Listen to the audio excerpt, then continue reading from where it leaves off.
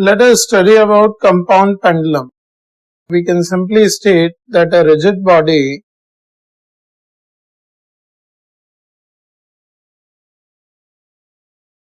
hanging freely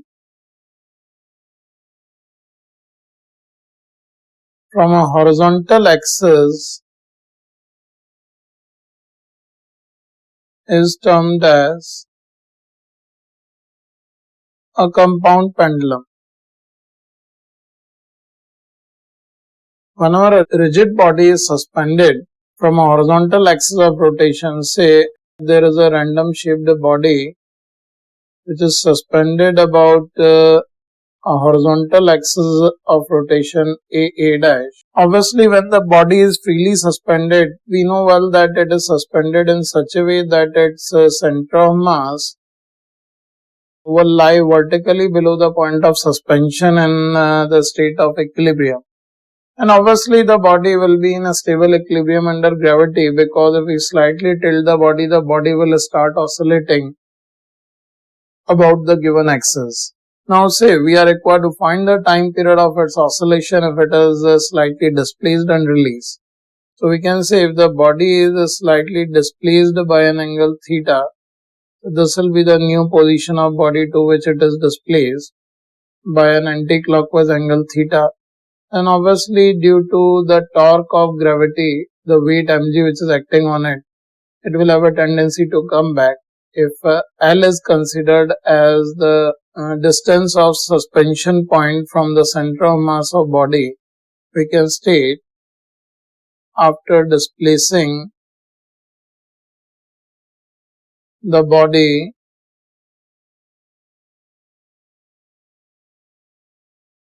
by an angle theta,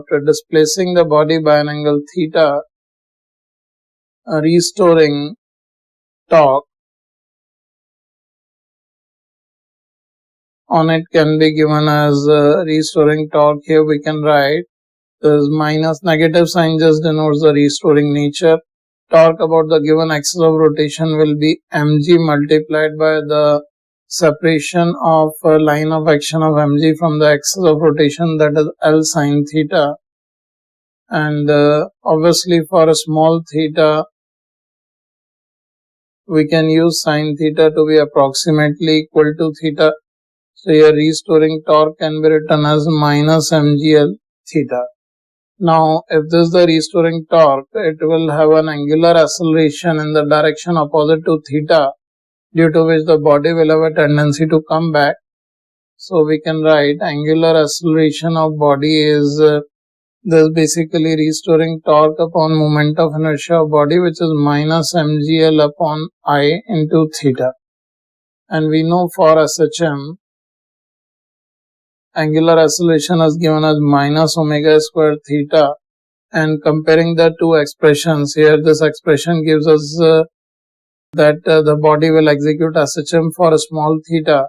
So here we get angular frequency of SHM to be root of mgl upon I. So if this is the angular frequency of SHM, we can find out time period of SHM for compound pendulum to be t is equals to 2 pi by omega. It is 2 pi root of I by mgl. This is the expression which is quite useful, and many numerical applications will be based on the expression. Here when the shape of body changes or a specific body is used, we'll take the respective moment of inertia of body, and L is the separation of center of mass from the suspension point of the body. Let's understand the application of expression of time period we have just obtained for a compound pendulum with the help of an example. Here in this example, we are given that a thin uniform rod AB of length L and mass M is pivoted from a point L by 4 from end A as shown. Here H is the hinge about which it is hinged. And if the rod is slightly rotated from the vertical position and released, we know well that if the slightly rotated and released, it will start executing oscillations. And it is just like a compound pendulum, because the rod can be treated as a rigid body we are given.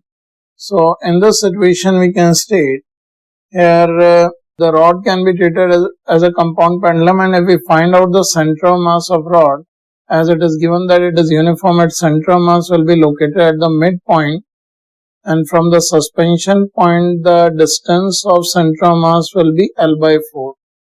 So here small l, which is the distance of a suspension point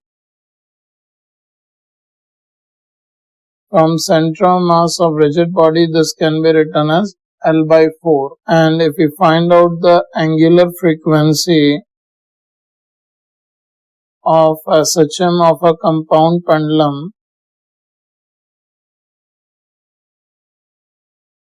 we know well that this omega can be written as root of mgl upon I.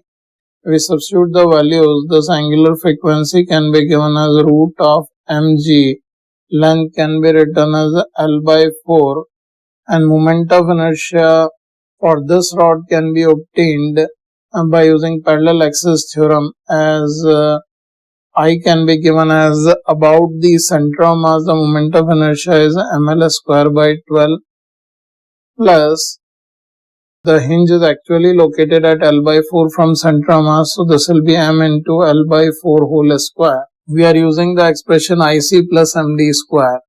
So on solving the expression, we'll be getting ml square 1 by 12 plus 1 by 16. So this will be 7 by 48 ml square. That will be the moment of inertia of this hinged rod. If we substitute it here, we'll get angular frequency to be root of mgl upon 4I, where I is 7 by 48 ml square. Here m gets cancelled out, one L will also get cancelled out, and on simplifying the expression we'll get it as root of 12G by 7L.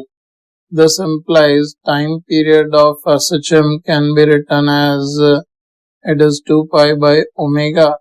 The result will be 2 pi root of 7L by 12G. That will be the answer to this problem.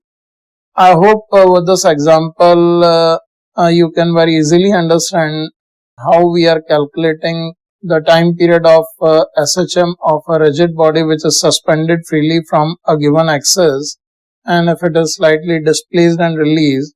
For a small angular displacement, the oscillations will be SHM, and the general angular frequency of oscillation will be given by root of mgl by I. We just need to substitute the values of small l and moment of inertia for various cases, and we'll get the final result.